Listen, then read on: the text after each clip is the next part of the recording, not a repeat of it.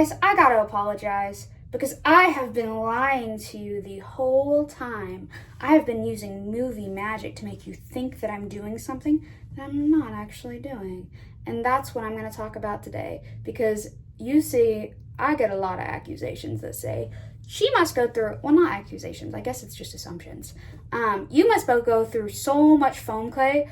I can't imagine what her foam clay budget is. Joke's on you. I buy one of these big old buckets every 4 to 5 months, which, considering how much foam clay makeup I do, is actually a long amount of time. I know you might be thinking 4 to 5 months, that's like really often, but it actually isn't. And I'm going to show you how I started being able to buy a lot less foam clay. And I'm going to start by showing you how I take this off. And this might be satisfying, or it might be really loud. And I guess you're just going to have to find out. So the foam clay, as you see, is still very, very wet. And I used edible portions in this makeup, which means I gotta take these out first. I actually should have done that first, but I gotta pick out the foam clay that has any pieces that are like super gross and contaminated and could like super go rotten and like kill people. Wouldn't kill anyone, but it's not what you want, that's for sure. And I take all of this off, and as you can see, it is still very malleable. Now, I didn't do it for the video because I think I just got distracted. But normally, what I would do is separate the color and then scrape the white and have the white in a separate bin. But for this, I just didn't do that, which is okay because it's still perfectly fine. And I just take all of it off. Yeah, I don't keep all of my structures. I think a lot of people think I keep all of them. I don't keep all of them. I only keep some structures, and I'll show you which structures those are. So I take this perfectly malleable, kind of gross foam clay, and I put it in a separate bin. Sometimes I separate it by color. This time, I'm not, because I'm just gonna put it in a big bin because I happen to have an extra bin today.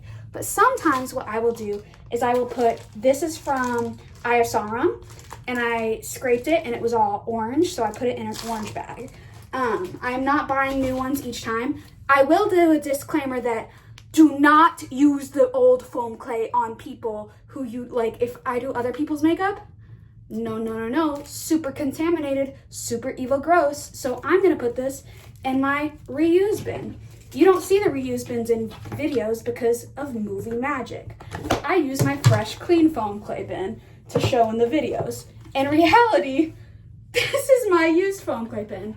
And these are the pieces that I kind of got too lazy to scrape right after I did it. So I was like, I'm just gonna wait until later and do it. But as you can see, this part's a little dry, but a lot of this, still sticky, still usable. And that's why it's in the reuse bin. And it's super grody, and that's why I cut it out of videos, because nobody wants to see this. It's pretty gross. So in videos, what you guys all see, because of movie magic, is my clean foam clay bin. And this one's actually kind of empty, but this is my clean foam clay bin. Now, I didn't start out reusing a lot of the foam clay. I started out being a little more wasteful. I mean, I think that's the nature of most artists. You start out and then you improve. So I do have a few extra pins, which helps, which means I basically can store the old foam clay in those boxes. But this is what you see in videos. Basically, what I do in videos is I take the piece of clean foam clay and I pull it out for the camera. You've seen this powder a million times, and plop it on my head. Then I will stop the camera, cut it, and put it back into the clean foam clay bin. And then this is what I do. This is kind of grody. Not grody, but like, I guess it's cheating you guys because you think that I'm doing it all from scratch and I'm not. I will take the used foam clay and add a base and whatever, let's say this is whatever foam clay piece I'm doing. Then I will just cover it with the fresh foam clay. And that is how it looks like I'm doing fresh new foam clay in every video. I am not. I think the reason why I cut it out is A, I tried keeping it in, but it made the formatting kind of long and clumsy. Sometimes you can see it in some videos. Then the other thing that I will do, if I absolutely love a foam clay thing, is I can keep it because it does dry down regular and you can rewear it. This is going to be a little messy inside because I still have my face paint, but yeah, I can reuse it and it's hard now. And I don't keep all of them. Sometimes preserving it doesn't go exactly the way I want. Like, for example, I tried to preserve my Lafufu one because I thought he was really cute, and he ended up melting under the pressure, so I'll have to find a way to reuse this. I have ideas about that. I think I might drill him into grouter, like concrete, and then make stuff with concrete because you can use little bits of whatever to reuse it, because I'm kind of trying to, in a project era where I'm like, I want to reuse, I want to use I want to honor every part of the animal being the makeup. And then I have stuff like my Pinkie Pie, which I reuse, and it looks kind of ugly up here, but that's why if I reuse it, I'll use a filter on it. And then there are other pieces like my pumpkin head that I reused because I was like, hey, you know, who knows, I might build on top of it. That's the other sneaky thing that I will do. If I have a simple structure, like let's say it's just a circle base, or maybe it's really big, instead of all the foam clay being wet and drying, sometimes I will do is I will, again, film the part where I put it on my head. Then I will sneak a base on like this. And then I will add, again, the clean foam clay onto the base and smooth it out, and then go through the next portion of the video. That way everything's not still drying.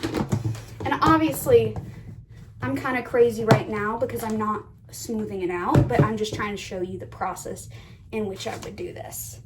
The other thing that I am doing that is not super well known, but I do comment it a lot because it's a very frequently asked question. I have been using coconut oil instead of hairspray in a lot of my things. And the reason why that is it's supposed to be a bit kinder to your hair, and it works as a hair mask. I'll pour it on my head, and then I do my foam clay, and then I hop in the shower right after, and it leaves my hair feeling soft and like nice. And I'm sure that there's a lot more expensive, better coconut oil that I could use. This is just straight up grocery store. I don't know the difference. I know it feels nice. Maybe I'll upgrade. Maybe you'll see the upgrade video a year from now and I'll be like, you should buy this like $50 product that I use. But I don't do that now. I use coconut oil. And I honestly don't see me changing because it does say I can moisturize with it. So I'm not going crazy out of my way. Here's the other thing, foam clay. People always ask for recommendations for foam clay. This is the brand I use. It is not certified to be used on the skin, so I can't go out of my way crazy style and be like, go use this, I endorse it. And then if you have like a skin irritant or something, I don't want you to be like, well, she said I could use it, because it is not, I think I'm up to date, it is not certified to be used for skin. And that is why I am kind of trepidatious. I'll say trepidatious. I don't think that might be two words combined. About recommending it, just because I don't want anyone to break out or it to cause any issues. It is a choking hazard, but I do, like, a voice to it is that I use this, and other makeup artists, like I think another makeup artist, I'm forgetting her name, but I'll put her up on the screen. She uses this as well. So it's not to say foam clay is gonna kill everyone, but it is something to consider that you're like, okay, this hasn't been tested and approved for use on skin. If I have sensitive skin, maybe I don't use it. Eventually, maybe I'll make my own that is certified. But certifications take a long time, let me tell you that. What else secrets do I have to share with you? I think that might potentially be all. Hey, let me know if you want more trade secrets. I'm sure I have more that I can come up with and share with you. Bye. Thank you for watching.